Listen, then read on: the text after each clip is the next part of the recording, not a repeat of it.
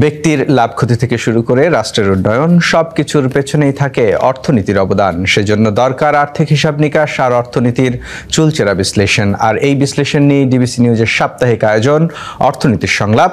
সঙ্গে আছি আমি মোস্তফা মাহবুব। অর্থনীতির সংলাপের আজকের বিষয়, ব্যাংকে আমানতের জোয়ার, তবু উদ্যোক্তারা কেন ঋণ পায় না।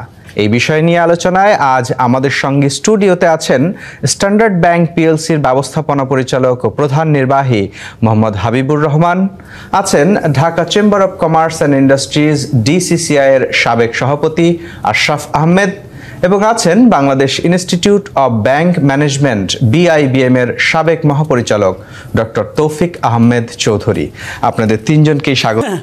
ডিবিসি দর্শক শ্রোতাদেরকে সাদর আমন্ত্রণ জানাচ্ছি। আসলে আমাদের আশরাফ ভাই যেটা বলেছে, সত্যিকার অর্থে ব্যাংক আসলে এখন দুই ভাগ হয়ে গেছে।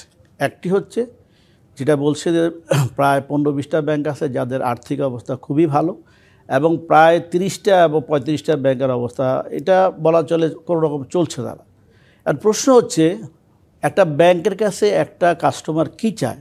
সে তার ব্যবসা বাণিজ্য সম্প্রসারণের জন্য সে তার ওয়ার্কিং ক্যাপিটাল চায়, বা তার মনে করেন মূলধন যন্ত্রপাতি আরও তারা টার্ম ফাইন্যান্স চেয়ে থাকে। কিন্তু আসলে কয়েকটা ব্যাংক ছাড়া ম্যাক্সিমাম ব্যাংকে এখন টাকা দিতে পারছে না। কেন পারছে না? এর কয়েকটা কারণ আছে। নাম্বার 1, কোভিড পরবর্তী সময়ে কোভিডের যে অভিজ্ঞতা আমাদের মনে করেন, সেই অভিজ্ঞতা আসলে আমাদের ব্যবসা বাণিজ্য বা আমাদের বিভিন্ন ধরনের বিভিন্ন লোকের বিভিন্ন রকম মনে করেন যে নিয়ম কানুন, সেটা অনেক পরিবর্তন নিয়ে আসছে। যেমন আমরা বলি, আমার ব্যাংকের কথাই বলি, আমার যে কাস্টমারগুলো, আমি চেষ্টা করি আমার যতটুকু সম্ভব কাস্টমারকে আমার ওয়ার্কিং ক্যাপিটাল বলেন বা আদার ফ্যাসিলিটিস বলে এগুলোকে আমি প্রমোট করার জন্য। বিকজ অফ দ্যাট, ব্যাংকের মূল কাজ হচ্ছে এন্টারপ্রেনিয়ারশিপ ডেভেলপ করা। এন্টারপ্রেনিয়ারশিপ ডেভেলপ করলে কী হবে? এমপ্লয়মেন্ট হবে, ইকোনমিক মনে করেন চালিকা শক্তি কলবর বৃদ্ধি পাবে, এতে জিডিপি বৃদ্ধি পাবে, দেশ উন্নতি হবে। তাহলে আমি কেন পারছি না? আমি পারছি না, যেটা আমাদের আশরাফ রাইটলি বলেছেন, অনেকগুলো ব্যাংকের প্রভিশন শর্টফল আছে, ক্যাপিটাল শর্টফল আছে। এখন একটা ব্যাংক ক্যাপিটাল শর্টফল রেখে প্রভিশন শর্ট রেখে সে তো মনে করেন তার কাছে কাঙ্ক্ষিত যদি টাকা না থাকে, যদি ডিপোজিট না থাকে, সে তো আপনার বিনিয়োগ করতে পারছে না। তাহলে এই সমস্যার কারণে দেখা গেছে কি, উনি যেটা বললো, একটা বিশেষ গোষ্ঠীর কতগুলো ব্যাংক যেখানে মনে করেন হাজার হাজার কোটি টাকা বিনিয়োগ ছিল, কাস্টমার ছিল, তারা কিন্তু আজকে পিছপা হয়ে গেছে। তারা তাদের ব্যবসা সম্প্রসারণ করতে পারছে। The reason, there is no working capital, there is no term finance, ইত্যাদি ইত্যাদি। এখন আমরা বলে থাকি কী জন্য? আমরা বলে থাকি এই জন্য, আমাদের কাস্টমারই দেওয়ার মাস্টার। কাস্টমারদেরকে আমাদেরকে মনে করেন তাদের সুবিধা ভালো মন্দ, তাদের বিজনেস এনরিচ করার জন্য যতটুকু সম্ভব আমাদেরকে তাদেরকে সহযোগিতা করা উচিত। কিন্তু বাধা কোথায়? বাধা হচ্ছে আমাদের ডিপোজিট ক্রাইসিস। এখন এই যে মনে করেন একটা বিশেষ গোষ্ঠীর কতগুলো ব্যাংক মনে করেন ডিপোজিট কাস্টমার অবাধ অ্যাকাউন্ট টাকা দিতে পারছে না, মানুষের মনে করেন ট্রাস্ট নষ্ট হয়ে গেছে। পাশাপাশি ইসলামী ব্যাংক, আপনি 10টা ইসলামী ব্যাংক আছে, আপনি জানেন ইকোনমিতে কাজ করছে, 10টা ব্যাংকের মধ্যে 5টা ব্যাংকে কিন্তু বাই দিস টাইম কিন্তু কলাপস হয়ে গেছে। কিন্তু আমার প্রশ্ন হচ্ছে যে বিশেষ গোষ্ঠীর ব্যাংকের কথা আপনি বলছেন, সেগুলো তো আসলে একীভূত হওয়ার একটা প্রক্রিয়ার মধ্যে রয়ে গেছে, এবং এগুলো যে ব্যাংক হিসেবে থাকবে না, সেটা মোটামুটি একটা তথ্য জনগণের কাছে চলে গেছে। বাকি ব্যাংকগুলোর সমস্যা হচ্ছে কেন?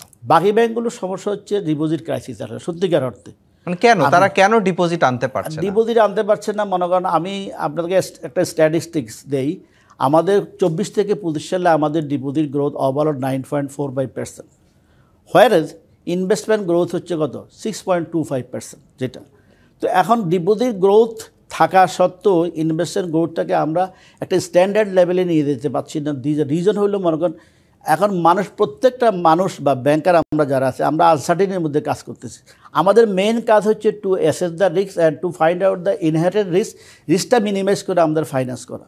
এখন মনে করেন পলিটিক্যাল আনরেস্ট, আমাদের রাষ্ট্রপতি যথার্থই বলেছেন, গ্যাসের সমস্যা, ব্যাড ট্যাক্সের সমস্যা, নানাবিধের সরকারের নানা রকম সমস্যা। এই সমস্ত সংকটের মধ্যে থেকেও আপনি যেমনটা বলছিলেন, যেমনটা আশরাফ আহমেদও বললেন, যে 10-12টা বা 15টা ব্যাংক তারা যথেষ্ট পরিমাণ ডিপোজিটও পাচ্ছে এবং তাদের কাছে সারপ্লাস অর্থ আছে। তারা যদি একই ফিল্ডে থেকে পর্যাপ্ত পরিমাণ আমানত সংগ্রহ করতে পারে, অন্য যে ব্যাংকগুলো আপনারা যারা আছেন, তারা কেন পারছেন না? তারা পারছে না, শুনেন, most important thing is the trust of the people, trust of the customers. একটা অর্গানাইজেশনের মধ্যে একবার যদি ট্রাস্ট নষ্ট হয়ে যায়, সেটা রিগেইন করা ইজ ভেরি সো টাফ।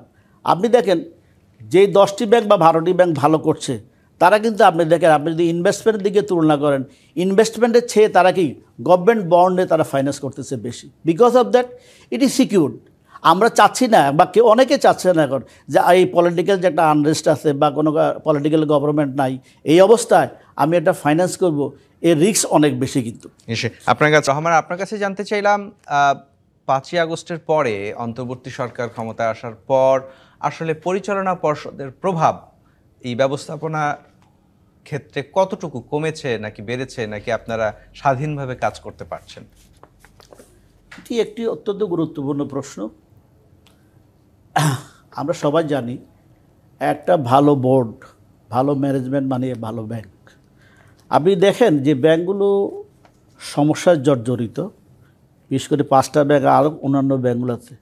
এই ব্যাংকের বোর্ড পরিচালনা পর্ষদের যারা কাজ করছেন, তাদের মধ্যে কি গুড গভর্নেন্স আছে?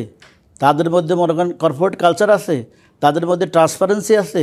তাদের মধ্যে ইথিক্যালস ভ্যালু যেটা সেগুলো আছে? আমি তো দেখতে পাই না। আপনি দেখেন those bank have been doing fantastic, ভালো করছে বাজারে।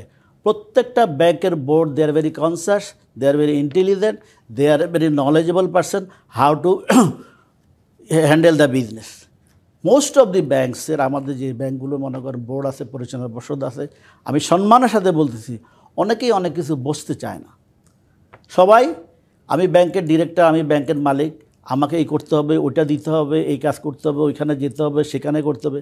But as per Bangladesh bank guidelines, একজন এমডি কতটুকু কাজ করতে পারে, এমডির কাজ কী বা বোর্ডের কাজ, এটা স্পেসিফিক্যালি একদম সুনির্দিষ্টভাবে বলে দেওয়া আছে। এরপরও আমি সম্মানের সাথে বলতেছি, অনেক পরিচালকবৃন্দ এসব কথা শুনতে চায় না, মানতে চায় না। এবং যেসব বোর্ডের মনে করেন এই মানতে চায় না, বুঝতে চায় না, সেই বোর্ডগুলো কিন্তু আস্তে আস্তে করে মনে করেন ওই বোর্ডের ব্যাংকগুলো মনে করেন আস্তে আস্তে খারাপের দিকে চলে যাচ্ছে। কারণ ব্যাংকের ব্যবসা it is one kind of trust. আমি বারবার বলি, trust is the main asset.